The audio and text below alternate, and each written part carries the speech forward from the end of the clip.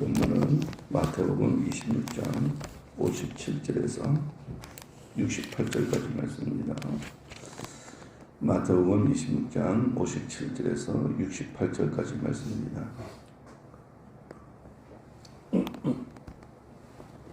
마태복음 26장 57절. 예수를 잡은 자들이 그를 끌고 대상 가야바에게로 가니 거기 서기관과 장로들이 모여있더라. 베드로가 멀찍이 예수를 따라 대상의 집들에까지 가서 그 결말을 보려고 안에 들어가 하인들과 함께 앉아있더라.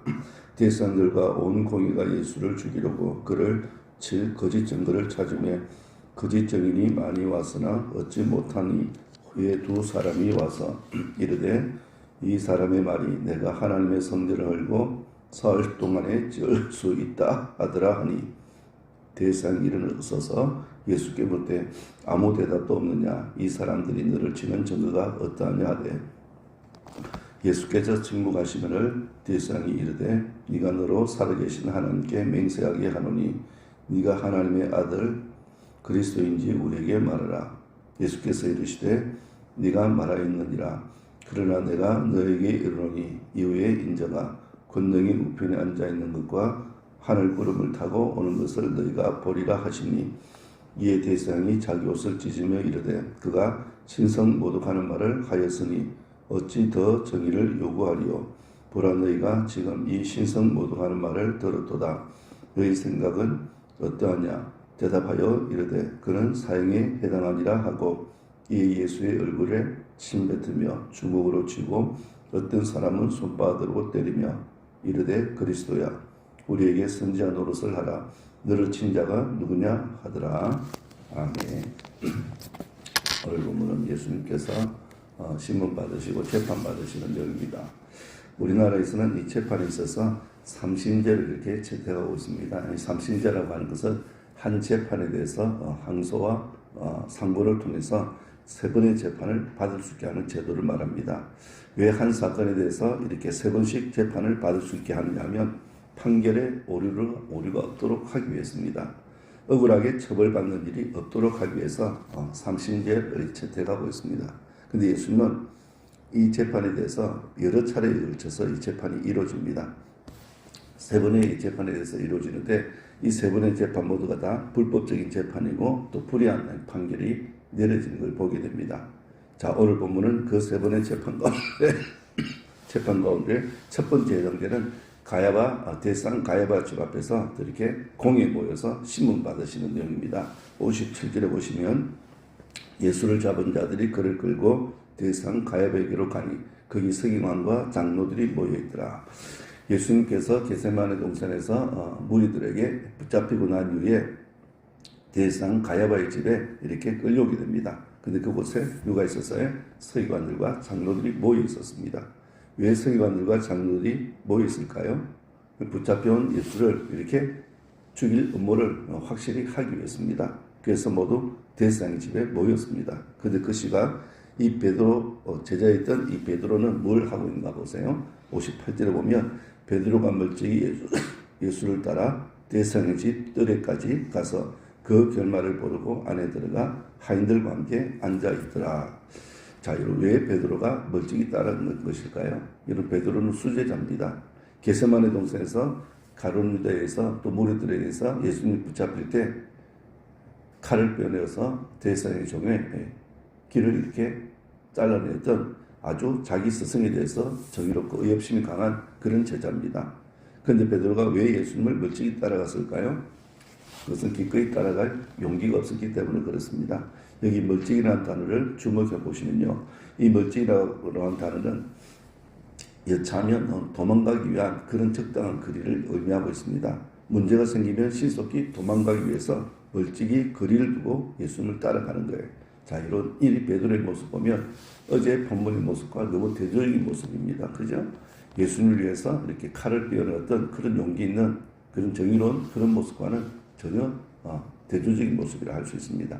그리고 예수님께서 오늘 밤에 너희가 다 나를 버리라 그렇게 말씀할 때 베드로가 어떻게 하겠습니까? 다른 제자들은 몰라도 나는 절대로 주를 버리지 않겠다 그렇게 하게 또 한 걸음 더 나갑니다. 내가 죽을지언정 주님을 부인하지 않겠다고 그렇게 담대하게 그렇게 장담했던 제자입니다. 근데 왜 베드로가 이렇게 약해져 버린 걸까요? 여러분, 누구나 자신에게 어려움이나 위기가 찾아오지 않을 때는 큰 소리 칠 수 있습니다. 평상시에는 큰 소리 칠 수 있어요. 하지만 어려운 상황이나 위급한 상황에 이렇게 빠지게 되면 비급해지기도 하고 또 자신과 타협해 버립니다. 어려움이나 위기가 찾아오실 때는 얼마든지 사람들 앞에서 큰 소리 칠 수 있습니다.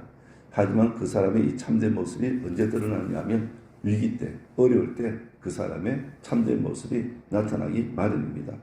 사실 베드로는 다른 제자들같이 도망갈 수 있는 처지가 아니었습니다. 왜냐하면 몇 시간 전까지만 해도 자기가 말했던 이야기가 있잖아요. 그죠?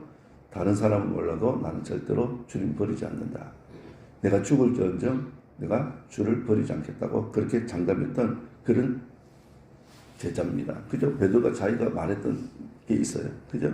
그런데 이러한 모습이 여러분 사실은 베드로만의 문제가 아니고 오늘 우리들의 모습이라고 할 수 있습니다.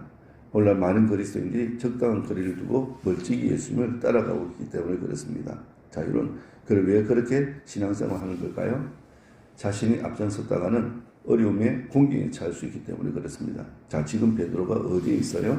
58절 다시 보시면 대상의 집 뜰 아래까지 가서 그 결말을 보려고 안에 들어가 하인들과 함께 앉아있더라. 지금 베드로가 대산 가야바의 집 뜰 안에까지 가서 앉아있는 것은 예수님을 보호하기 위해서가 아닙니다. 그죠? 재판의 결과를 보기 위함입니다. 만약에 예수님이 재판에서 풀려나게 되면 가장 먼저 누가 맞이할까요? 베드로가 맞이합니다. 그죠? 예수님 앞에 나타나서 눈도장을 찍는 거예요.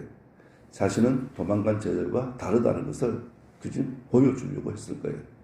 하지만 예수님께서 이렇게 사형 판결이 내려지게 되면 자신도 위험에 처해질 수 있기 때문에 여차하면 도망가려고 하는 그런 모습입니다. 물론 어느 쪽이든지 지금 당장은 자신에게 나쁠 것 없어요. 상황에 따라서 자신의 행동을 결정하기만 됩니다. 그래서 멀찍이 예수님을 따라갔던 거예요.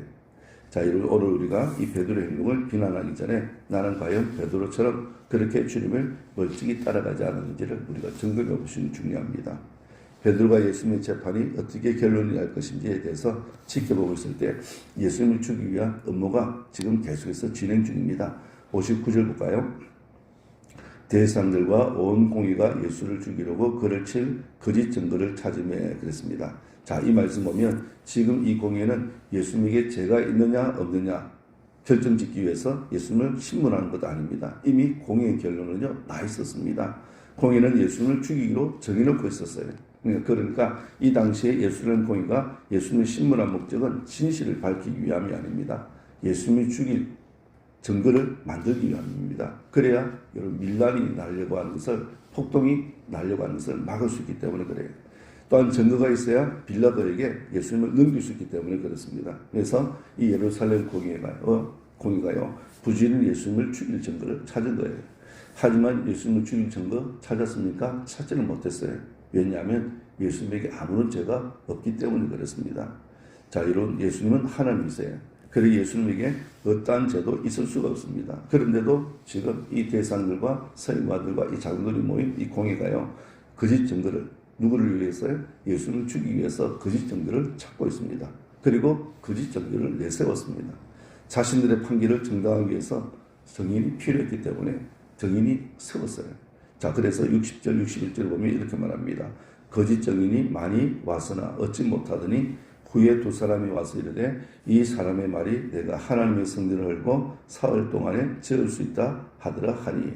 자, 많은 사람들이 예수님을 죽인 일에 정인으로 나섰습니다. 하지만 많은 사람들이 정인으로 나섰지만 예수님을 죽일 만한 증거를 찾을 수 있었습니까? 찾지를 못했어요. 그런데 후에 두 사람이 찾아옵니다. 두 사람이 찾아와서 정원한테 뭐라고 이야기해요? 예수가 하나님의 성전을 열고 사흘 동안에 지을 수 있다. 그렇게 말했다는 거예요. 여러분, 이 말도요 사실은 정확한 증언이 아닙니다. 예수님이 어떻게 말씀합니까? 너희가 이 성전을 헐라 내가 사흘 동안에 일으키리라. 그렇게 말씀하셨어요. 그러니까 예수님께서 자신이 이 성전을 허물어 버리겠다고 말씀하지 않았다는 거예요. 그런데 이 두 명의 정의는 마치 예수님께서 친히 성전을 열고 다시 지을 것처럼 그렇게 정언한 거예요. 그러니까 이 두 사람은 예수님의 말씀을 자신들이 원하는 방향으로 해석해서 지금 정언을 하고 있습니다. 그러니까 예수님의 말씀을 자기들에게 유리한 쪽으로 그렇게 해석을 한 거예요. 자, 여러분, 하나님 말씀을 자기들에게 유리한 쪽으로 해석해서는 안 됩니다. 많은 사람이 성경을 보면서 성경이 있는 그대로 하나님이 원하시는 그런 쪽에서 말씀을 해야 되는데 자기에게 유리한 쪽으로 해석해요. 가령 예를 들어서 성경에 술을 마시지 말라는 말이 어디 있냐 그렇게 따지기도 합니다. 자, 그리스도인에서 술 마시는 사람들 주장이 뭡니까? 도대체 성경에 술 마시라는 말이 어디 있냐고 그렇게 따져요. 여러분, 성경에 술 마시지 말라는 언급이 없다고 해서 술 마시는 것을 즐기는 사람을 여러분 성경을 자의적으로 해석하는 사람이 있습니다. 그러니까 하나님 말씀을 자기 멋대로 해석하는 거예요. 하지만 어쨌든 이 거짓 정인의 빌미로 인해서 예수님이 죽일 음모가 확실해져 가고 있습니다. 62절에 보면 대서양이 일어서서 예수께 묻되 아무 대답도 없느냐? 이 사람들이 너를 치는 증거가 어떠하냐? 이 대서양은 사람들의 증언을 대해서 어떻게 생각하는지 예수님께 물었습니다. 주님 어떻게 하셨어요? 63절에 보면 예수께서 침묵하시더라. 예수님이 지금 침묵하고 계십니다. 왜 침묵하고 있을까요? 여러분, 예수님께서 침묵하시는 이유는 하나님 말씀을 이루기 위해서입니다. 그죠? 이사야 선지자가 이렇게 이야기합니다. 그가 곤욕을 당하여 괴로울 때도 그 입을 열지 아니하였으며 그랬습니다. 곤욕을 당해서 괴로울 때도 그 입을 열지 않았다. 그렇게 말씀합니다. 자, 이런 예수님의 모든 행동은 하나님 말씀과 관련이 되어져 있습니다. 연관이 되어져 있어요. 그래서 예수님은 침묵으로 그렇게 일관하셨던 거예요. 근데 또 대상이 묻습니다. 네가 하나님의 아들 그리스도인지 우리에게 말하라 그랬습니다. 네가 하나님의 아들 그리스도인지 우리에게 말하라는 겁니다. 여기에 대해서 주님의 대답이 뭡니까? 64절 보면 예수께서 이르시되 네가 말하였느니라. 그러나 내가 너희에게 이르노니 이후에 인자가 권능의 우편에 앉아있는 것과 하늘 구름을 타고 오는 것을 너희가 보리라 하시니. 자, 예수님께서 침묵으로 일관하셨지만 아주 진리 앞에서는 침묵하지 않았습니다. 그리고는 말씀하세요. 내가 너희들이 말하는 그리스도다. 그렇게 말합니다. 네가 말하였다. 그렇게 이야기해요. 네가 하나님의 아들이신 그리스도인 줄 우리에게 말하라고 하니까 네가 말하였다. 무슨 말입니까? 너희들이 이야기하는 그리스도다. 그렇게 이야기하신 거예요. 여기 보면 예수님의 모습 속에서 우리가 놀라운 걸 발견하게 됩니다. 침묵할 때는 여러분 필요할 때는 침묵하시지만 생명을 걸고 말해야 되는 진리 앞에서는 침묵하지 않으셨다는 거예요. 진리에 대해서 침묵하지 않는 모습을 우리가 보게 됩니다. 그죠? 오늘 우리는 어떻습니까? 침묵해야 될 때 침묵하지 않고 하고 싶은 말 다 쏟아냅니다. 특히 자신에게 관련된 것에 대해서는 아주 다 쏟아내요. 손에 드는 일에 대해서 온갖 핑계를 다 댑니다. 그리고 원망과 불평의 말을 다 쏟아냅니다. 정작 그러다가 생명을 걸고 말해야 될 진리 앞에서는 한마디도 말을 하지 못해요. 오늘 우리와는 너무나 대조적인 모습을 보게 됩니다.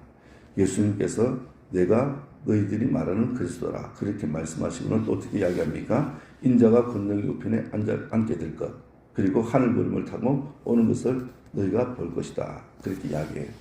예수님이 해야 될 진리에 대해서, 그죠? 생명을 걸고 말해야 될 것에 대해서는 예수님께서 말합니다. 근데 대상 반응 보세요. 65절 보면 이에 대상이 자기 옷을 찢으며 이르되 그가 신성 모독하는 말을 하였으니 어찌 더 정의를 요구하리요. 너희가 지금 이 신성 모독하는 말을 들었도다. 사실 여러분 하나님을 모독하는 말을 했다면 더 이상 정인이 필요하지 않습니다. 왜냐하면 지금 자신들이 직접 그 말을 들었잖아요. 지금 예수님으로 직접 들었습니다. 이것만으로 충분히 예수님을 처형할 근거를 마련한 셈입니다. 그런데도 이 대상은 사람들을 선동합니다. 66절에 보면 너희 생각은 어떠하냐 대답하되 이르되 그는 사형에 해당하니라. 지금 대상은 정상적인 법 절차를 밟고 있는 것이 아니고 주위 사람들을 지금 선동하고 있습니다. 그래서 분위기를 어디로 몰아가요? 예수님을 사형으로 몰아가고 있습니다. 뿐만 아닙니다. 67절에 보면 예수님께 모욕을 안겨다 주고 있습니다. 이 예수의 얼굴에 침뱉으며 주먹으로 치고 혹은 손바닥으로 때리며 그랬습니다. 지금 예수님께서 하나님 아들 예수님께서 인간에게 온갖 모욕을 다 당하고 계십니다. 하지만 그 모든 것들을 다 참고 계세요. 그죠? 그리고 뭡니까? 저와 여러분을 향한 하나님의 사랑 때문입니다.